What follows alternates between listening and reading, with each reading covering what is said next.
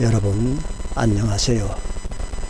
오늘은 세번역 창세기 35장 1절에서 끝절까지를 여러분이 읽으면서 하나님이 야곱에게 복을 주시다에 대해서 이야기해 드리겠습니다.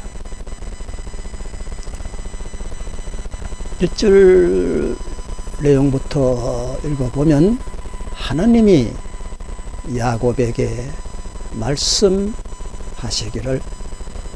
야곱아, 너는 어서 베델로 올라가 거기에서 살아라.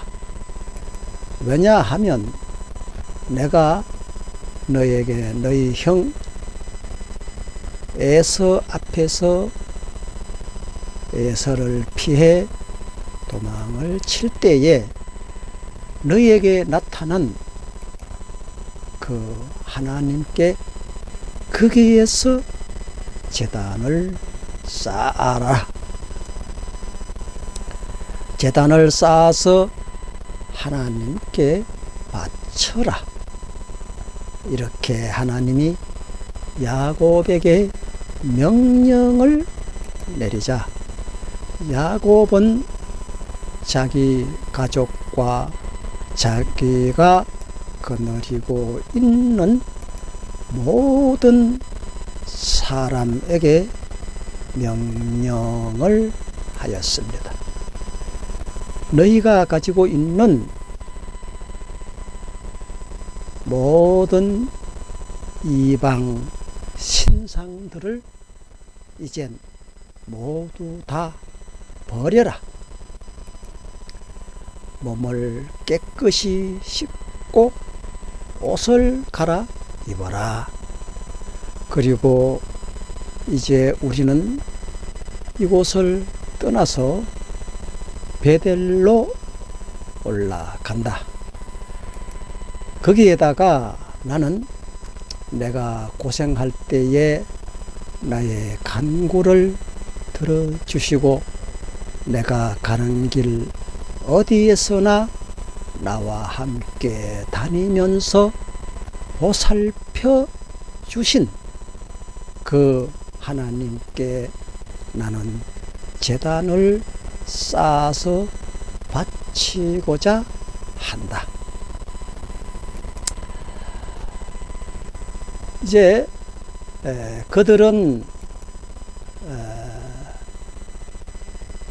그렇게 야곱이 말하자 그들 모두는 자기들이 가지고 있는 모든 신상과 귀에 걸고 있는 귀고리들을 야곱에게 가지고 왔습니다.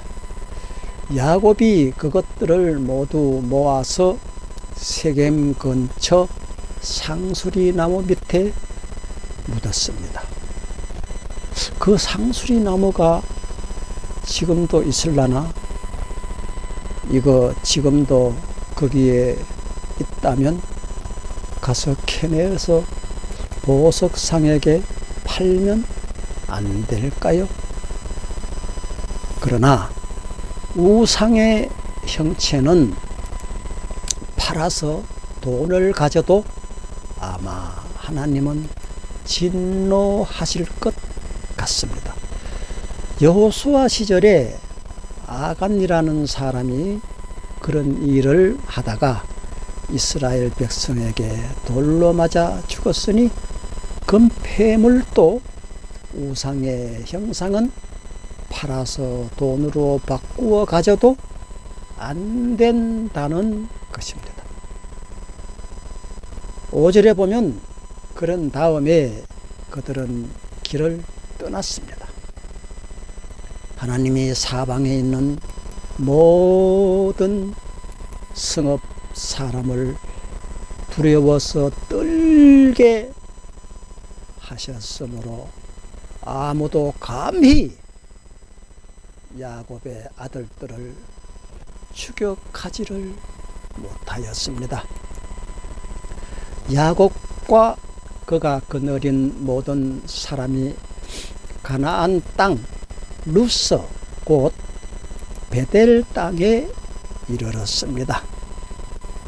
야곱이 거기에서 제단을 쌓은 뒤에 그가 형을 피하여 떠날 바로 그때에 베델에서 하나님이 나타나신 것을 생각을 하고 추억을 하면서 그곳 이름을 다시 그때 일을 추억하여 엘베델이라고 이름하였습니다. 그 뜻을 알아보면 엘베델은 베델의 하나님이라는 뜻이 되겠습니다. 그래서 리브가의 유모 더브라도 그때에 죽어서 베델 아래쪽 상수리 나무 밑에 묻으니 사람들이 그 나무 이름을 알론바굿이라고 하였습니다. 알론바굿이라는 뜻은 애곡하던 상수리 나무라는 뜻이 되겠습니다. 야곱이 밧단 아람에서 돌아온 뒤에 하나님이 그에게 다시 나타나셔서 복을 주셨습니다.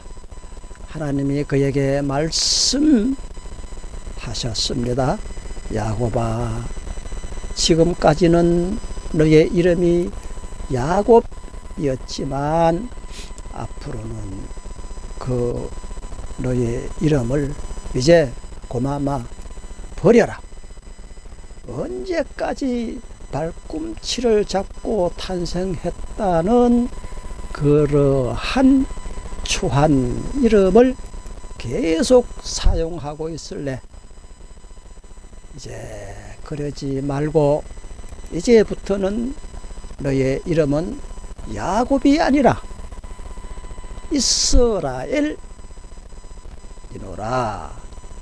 하나님이 그의 이름을 이스라엘이라고 하셨습니다. 하나님이 그에게 말씀하셨습니다. 나는 전능한 하나님이다. 너는 생육하고 번성할 것이다. 한 민족과 많은 갈래의 민족이 너에게서 나올 것이고 너의 자손에게서 왕들이 무수히 나올 것이다. 이렇게 하나님은 야곱에게 말씀하셨습니다. 내가 아브라함과 이삭에게 준 땅을 다시 너에게 주겠고 그 땅을 내가 너의 자손에게도 영원히 주겠노라. 그런 다음에 하나님은 야곱과 말씀하시던 곳을 떠나서 하늘로 올라가셨습니다.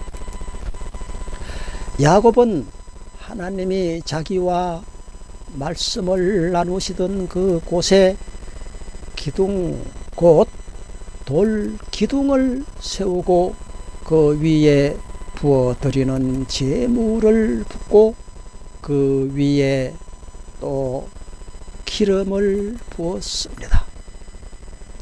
야곱은 하나님이 자기와 말씀을 나누시던 그곳 이름을 베델이라고 하였습니다. 하나님의 집이라는 뜻이지요. 다음은 라헬이 죽다를 이야기하겠습니다. 그들이 베델을 떠나 에브라스에 아직 채 이르기도 전에 라헬이 거기에서 몸을 풀게 되었는데 그 고통이 너무나 심하였습니다. 어찌 라헬에게 이런 일이 있었을까? 아이를 낳느라고 산고에 무지막지하게 시달리고 고통을 받고 있는데 산파가 라헬에게 말하였습니다.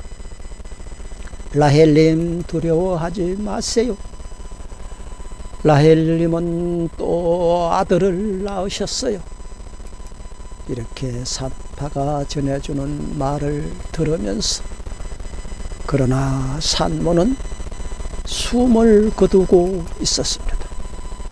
산모는 마지막 숨을 거두면서 그 고통의 시간을 이기지 못하고, 그 고통을 넘기지 못하고 자기가 낳은 아들의 이름을 베노니라고 하였습니다. 베노니라는 뜻은 슬픔과 고통의 아들이다 라는 뜻이 되겠습니다. 그러나 그 아이의 아버지는 아들의 이름을 다시 베냐민이라고 고쳐서 불러주었는데, 그런데 라헬이 죽은 뒤에 이 야곱은 자기 아들의 이름을 듣고, 아니 이 예펜네가 죽으면서 아들의 이름을 뭐 그따위로 지었나 하면서 야곱이 다시 고쳤는데 베냐민이라고 바꾸었습니다. 그 뜻은 오른팔의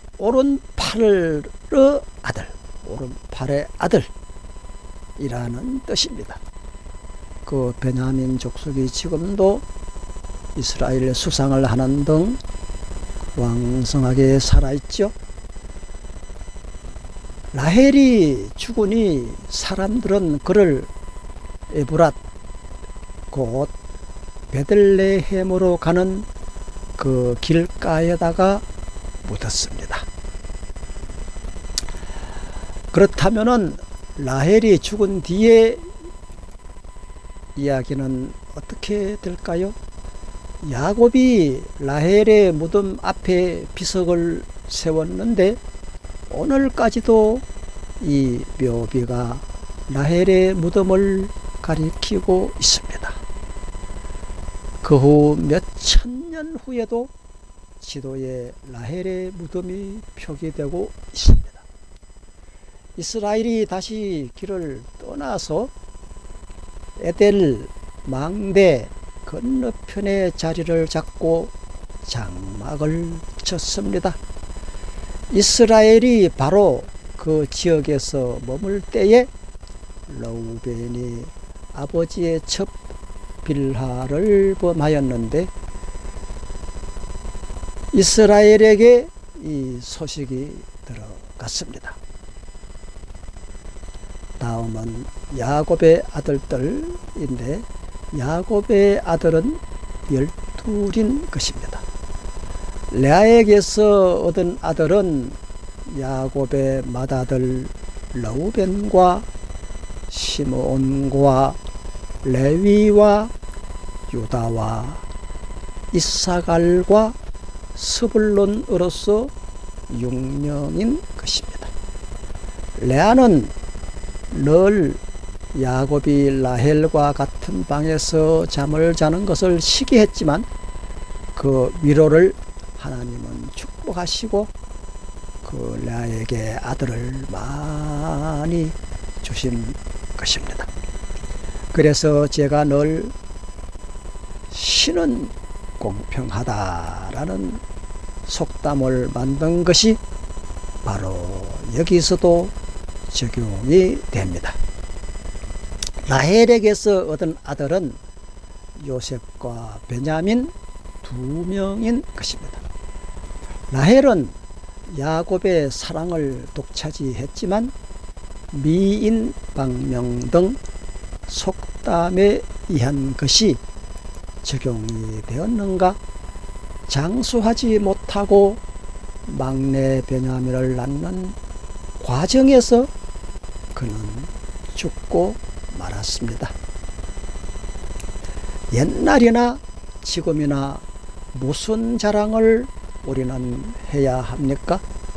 정력이 좋다, 여자를 밝힌다, 남자를 밝힌다 하는 일은 미인일수록 상대들이 많이 대들고, 여러분은 절대로 잘생긴 사람과 결혼하지 말아야 할 것은 그만큼 잘생긴 사람은 색을 많이 사용해서 수명 단축과 고혈압, 당뇨 등으로 말년에 불구자가 되고 중풍이나 고혈압으로 쉽게 쓰러지게 되는 것입니다.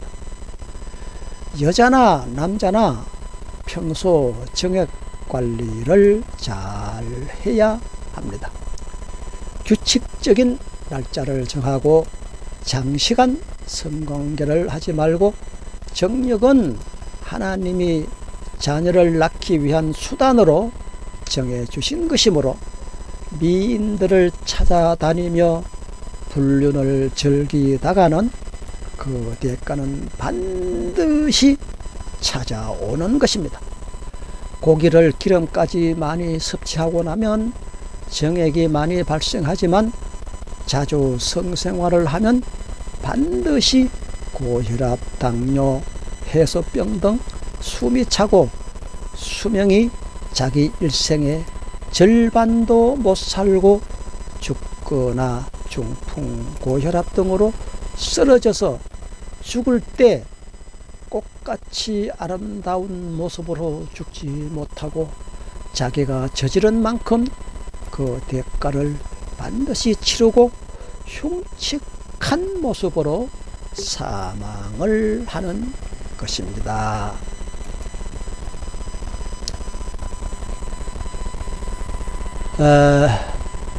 25절에 보면 라헬의 몸종 빌하에게도 얻은 아들은 단과 납달리로 2명인 것입니다. 레아의 몸종 실바에게서 얻은 아들은 갓과 아셀로서 2명인 것입니다. 이들은 모두 야곱이 밧단 아람에서 얻은 아들들인 것입니다.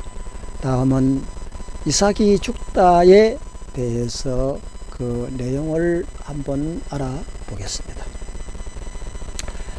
야곱이 기랏 아르바 근처 마므레로 가서 자기 아버지 이삭에게로 머물러서 이삭과 같이 살게 되었습니다. 기랏 아르바는 아브라함과 이삭이 살던 헤브론, 바로 그곳인 것입니다. 이삭의 나이는 180살,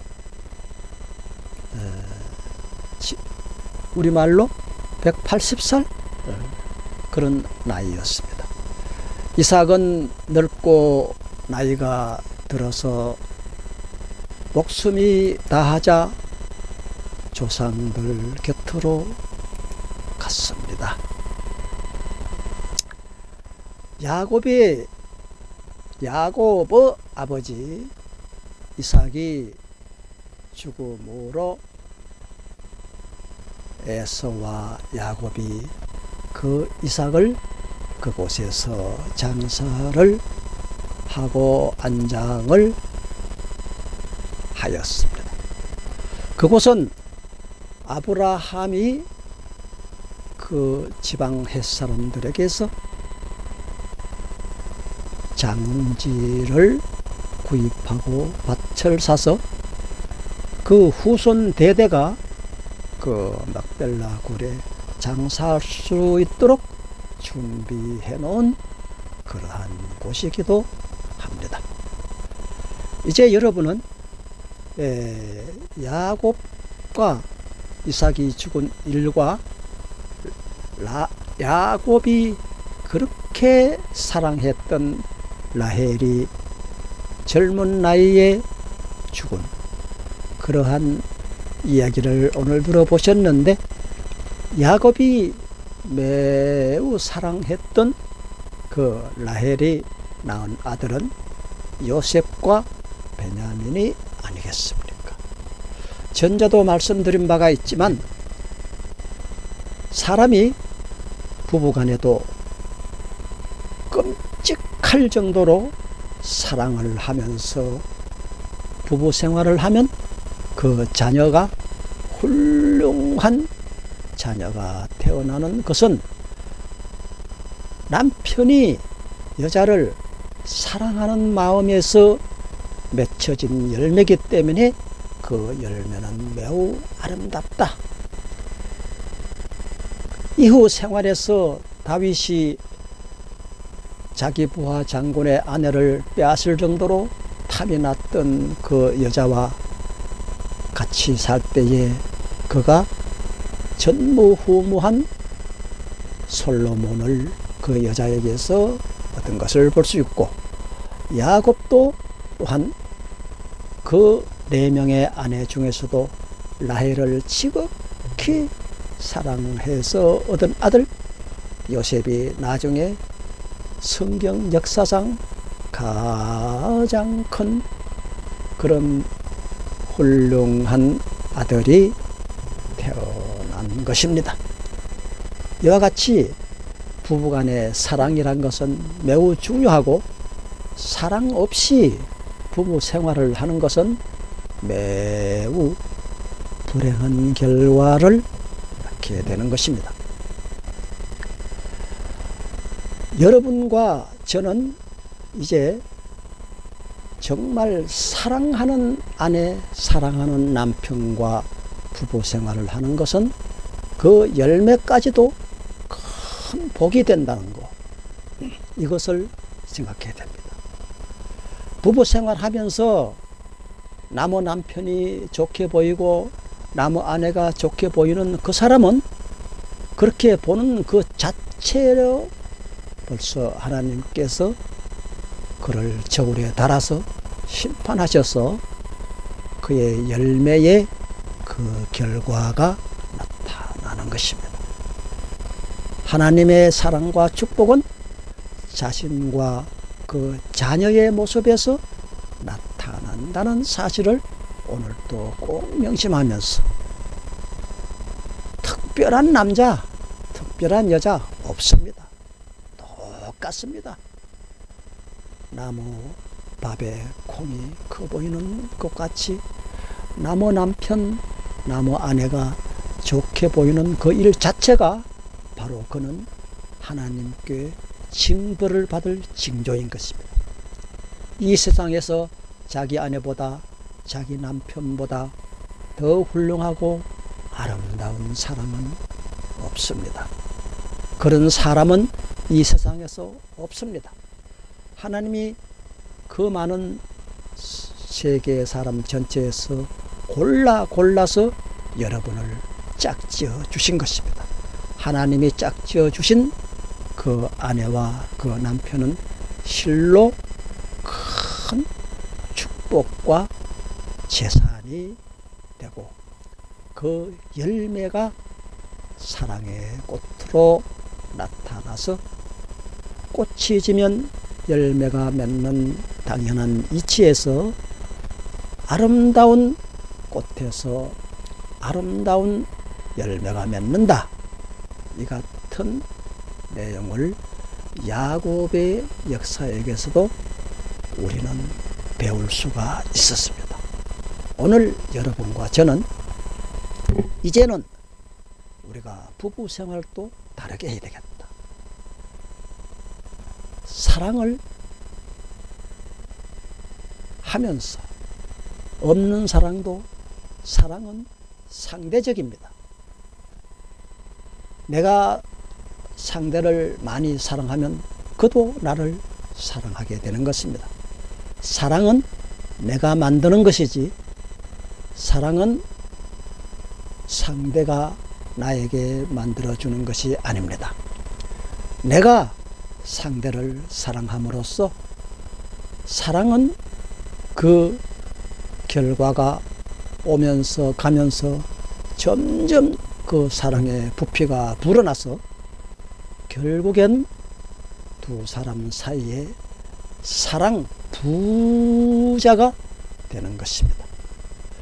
내가 1이라는 사랑을 상대에게 줬을 때 상대는 나에게 2라는 부피로 배로 불어나서 오게 되고 다시 2라는 사랑을 받고 상대방에게 사랑을 주면 그 상대방은 나에게서 4의 숫자의 사랑을 받게 되고 그 4의 숫자에서 상대방의 다시 나에게 사랑을 줄 때는 8이라는 숫자의 사랑에 대해서 배로 늘어나는 이런 기막힌 수지 맞고 타산 맞은 장사는 없습니다.